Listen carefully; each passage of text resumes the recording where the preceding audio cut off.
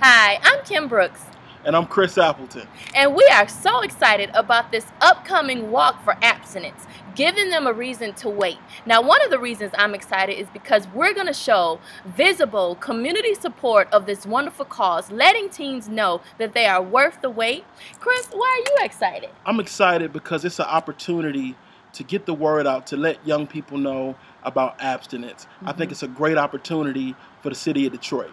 Awesome. Now, Chris, you have a lot of experience as far as getting that message out and teaching abstinence. What is it that you do exactly? Basically, what I do, it's my passion to reach all teenagers. My goal, my single goal, is to ignite and inspire teenagers to reach their goals and dreams. And one of the ways that I do that is I go into schools all over and I talk to them about positive choices as it relates to abstinence, as it relates to not getting STDs and trying to prevent teen pregnancy and all those things I think that are important. And I like to focus on, hey, you want to pursue your dreams and goals. If you get involved now, you could make some choices that could possibly delay you reaching those goals or dreams. Speak to a lot of young men as well. Absolutely. Okay. Absolutely. And you have an awesome testimony. What is it? I'll let you tell the testimony. Okay. Well, I in high school, I was just like every other teenager. Young man, hormones raging at the age of 16, 17, 18. And at that time, I got my identity from, the streets. I got my identity from, music, rap music. And I thought that what made you a man was the ability to have sex. What made you a man is the ability to talk to a bunch of different girls. But what happened is that there was a girl that I liked. I liked this girl for years. And finally, my senior year of high school, we finally start kicking it. And 3 months into the relationship, she says, "Chris, it's time for us to take our relationship to the next level." And I'm like, "Next level? What you mean?" And she like, "The next level? What you think I mean?" I'm like, "Okay." Wow. And I'm not gonna front. I tell teenagers all the time, I'm 17 years old.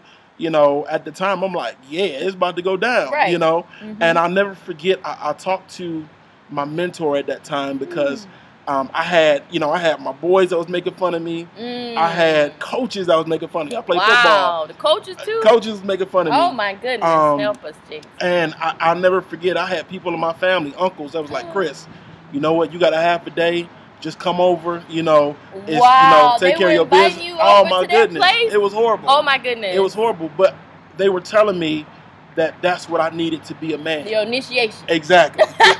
Into it's manhood. Time. They like, it's time. Yeah, into manhood. And so I had bought into all of that. But I'll never forget, I talked to my mentor, who's still my mentor to this day. And I said, "You know what, I really want to do this. I really like this young lady." And I'm thinking he was going to tell me like everybody else, "Chris, get it in. It's time, man." And he looked at me and he said something I'll never forget. He said, "Chris, you can always choose your choices, but you cannot choose your consequences." Wow. And he said, if you choose to sleep with this young lady and you get her pregnant, then that's something that you're going to have to live with. Wow. And I'll never forget, after he had that conversation with me, I really thought about it. And I hit her up on the phone that night. And I said, "You know what?" I said, just like this. "I've been liking you for a long time, but you know what? This is something I just can't do." Wow. And I'll never forget her response. What'd she say? She said, "You know what? I can get anybody I want. What's wrong with you? Oh my goodness. What's the problem?" She tried to tell you was gay or something? Oh yeah. Called me all types of names. But to make a long story short, we broke up because I chose to say no. Wow. That was a good mentor. Oh, absolutely. Absolutely. You always need positive people in your lives that are trying to lead you the right way. Right. But what ended up happening, to make a long story short, is a couple years later, I was in college and I get a phone call from one of my best friends that was like, "Chris, man, didn't you go with such and such back in high school?" I'm like, "Yeah." He was like, "Man, tell me you didn't sleep with her." I'm like, "As a matter of fact, no, I didn't sleep with her. That's why we broke up." Right. He's like, "Man, that girl got a non-curable STD." Oh, wow. You know what? God is so good. He's a keeper. Yes. Yes, he is. Yes. And so, oh my goodness. Yeah.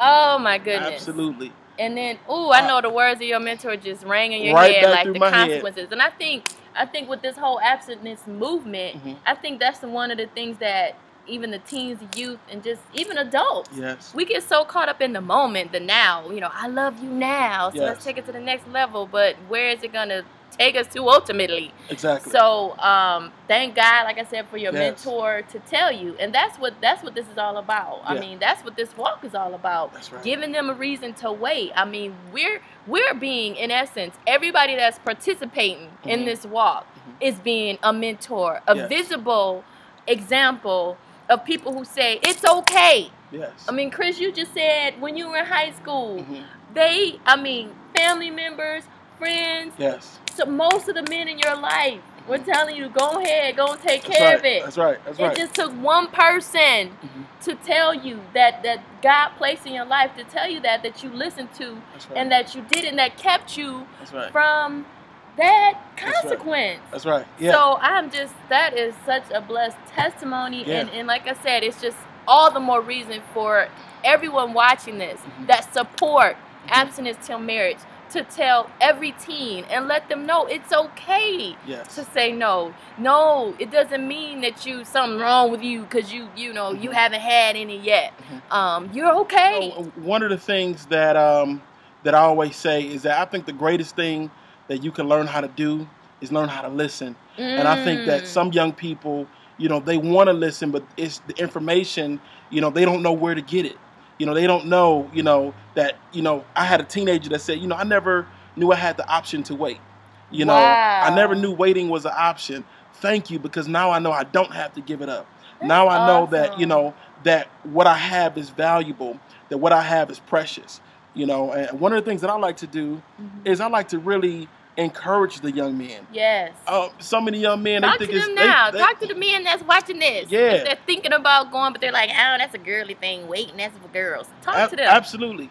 The thing about it is that a lot of young men think that waiting is whack. You think that, if you wait, then you're not a man. But let me tell all the men out there, real manhood is not defined by how many girls you can have sex with. Real manhood is defined by your character, by your integrity, by doing what's right. Real manhood is defined by the choices and the decisions that you want to make for your future, and I understand that, a lot of young men think that, the rap videos that you see, you think that is being a real man because, you can have sex, but a dog can have sex. That does not make him a man. Right. And so I want all the young men to hear from a real man that just because you are not doing it does not mean that you are not a real man. It does not make you less than a man. And I want all the young men, I want you guys to understand that your dreams, the things that you want to do, that you can absolutely do. But sometimes the choices that we make can cause us sometimes to have some of those things hindered or delayed, possibly. That's good. That's good word. Yes. So I just definitely applaud you. And like I said, again, join us Saturday, September 15th this year, 2012, for the first, giving them a reason to wait. It doesn't matter if you're your age.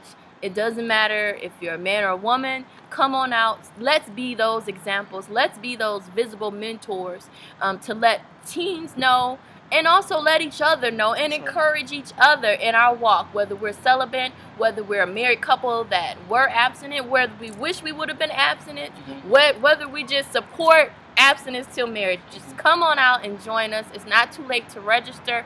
Register today on motivityenterprises.org, and we look forward to seeing you Saturday, September 15th.